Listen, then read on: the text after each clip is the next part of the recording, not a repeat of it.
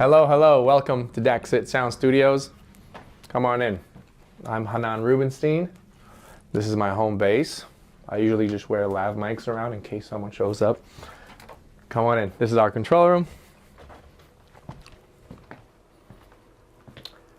And we are here today to talk about the wonderful and amazing Antelope Audio Galaxy 64, the new heart of our studio. All right, so when we first started the Mean Girls project, I decided to upgrade our IOs, and I decided to go with the Galaxy. We kept the 10MX because everyone loves the 10MX, no need to elaborate there. And we went with the Galaxy, and man, it just sounds so good.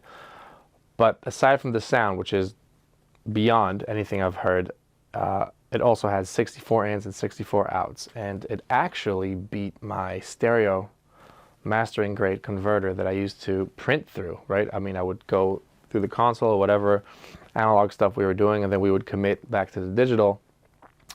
But when we had to print different stems, like, you know, like a cappella, instrumental, TV mix, drums only, guitars only, you know, we had to separate all of these different mixes for, you know, TV shows or movies, just the way you deliver projects, and it would take forever to mix things out of the box because you would have to print them one by one and you have to sync them. So I would just mix everything in the box, which is fine, but with this converter I can print everything in one go. It's changed my life, honestly. I set up my mixes on the board knowing that I'll print stuff separately, and then I just mix into it, and when it's time to commit, it's one button and all 12 or 15 or 20 mixes just go in one go. It's a life changer.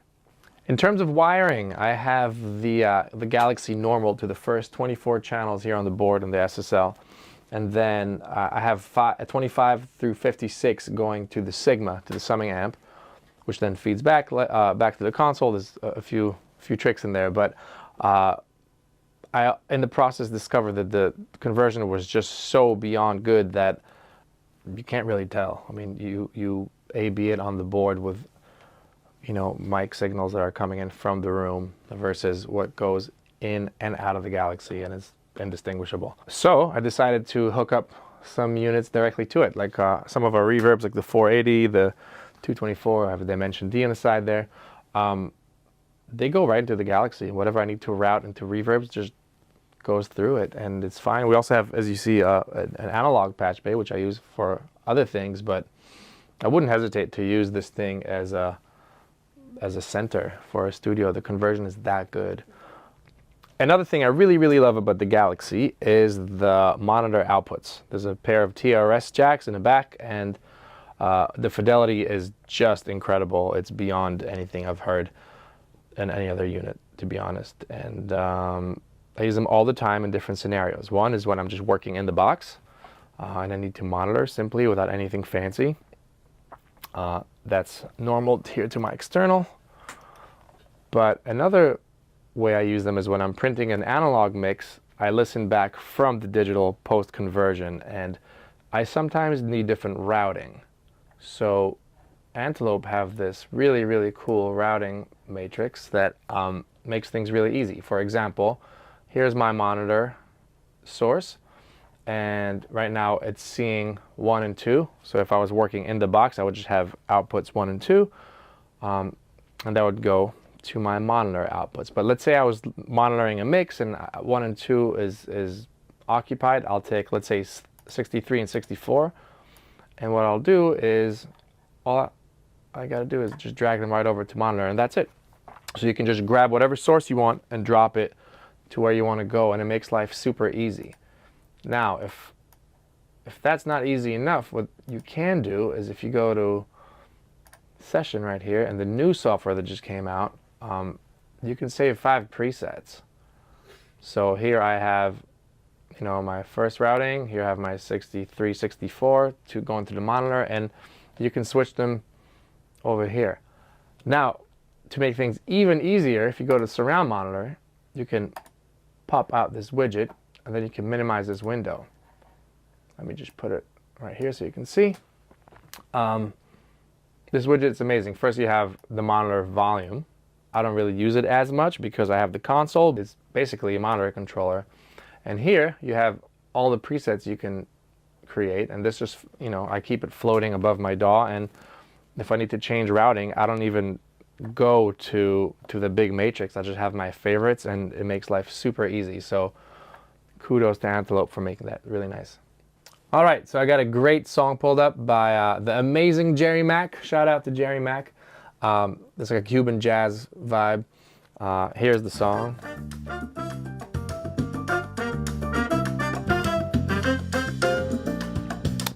And it's not I didn't do a proper mix for this, but I have everything spread out on the console. I have all the drums and percussion here, drums, percussion shakers, congas, timbales,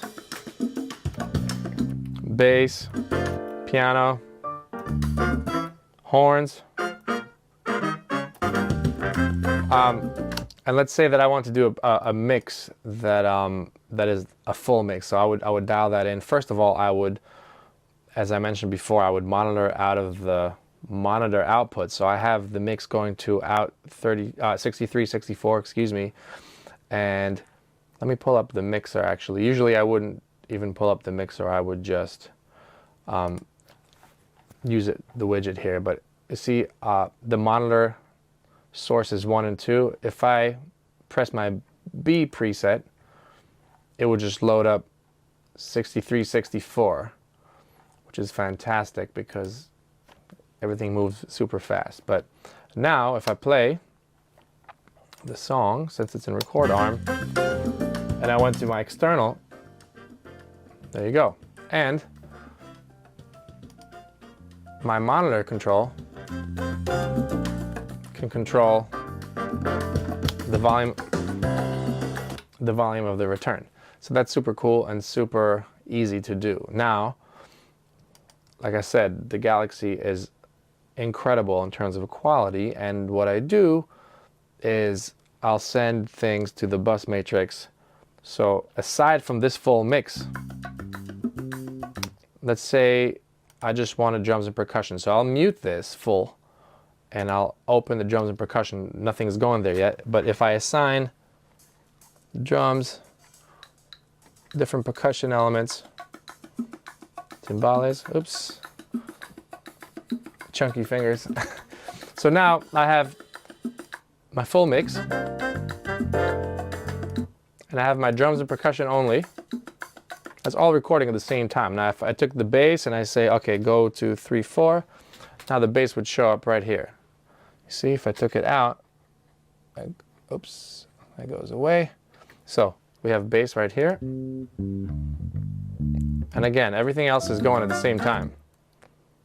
Horns would go to 5, 6.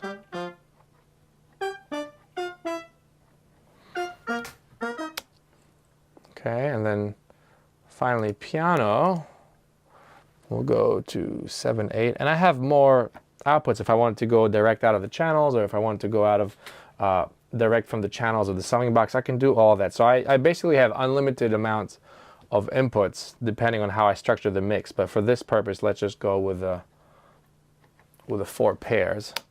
So now this should be piano. Yep. And you see, I'm only listening from the external. Shout out to Charles Blenzing on the piano, one of the most amazing musicians. Horns, bass, drums and percussion. So these are all stems, or I could just open the full.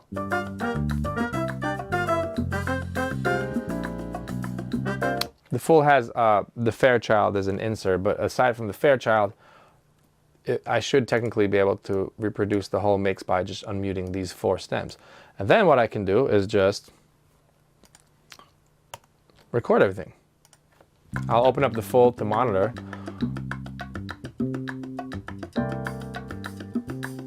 And as the record plays, you can look at the tracks.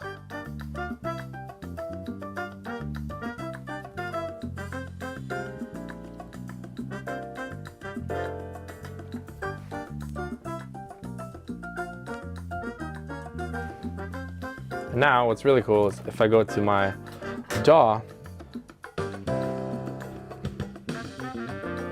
can monitor just drums, bass only, horns, piano. It's incredible. Like I said, don't judge my mix and levels here, but for the sake of demonstrating, this is my workflow. And I mean, could you imagine printing the whole song as a full, then printing only drums, printing only bass, printing only horns? And you know, this is a song without vocals or background vocals. I mean, you could have so many different passes. This way, with the Galaxy, I just set up my routing and literally dump it in one go, and it's been amazing. It's one of the best investments ever. That's basically it.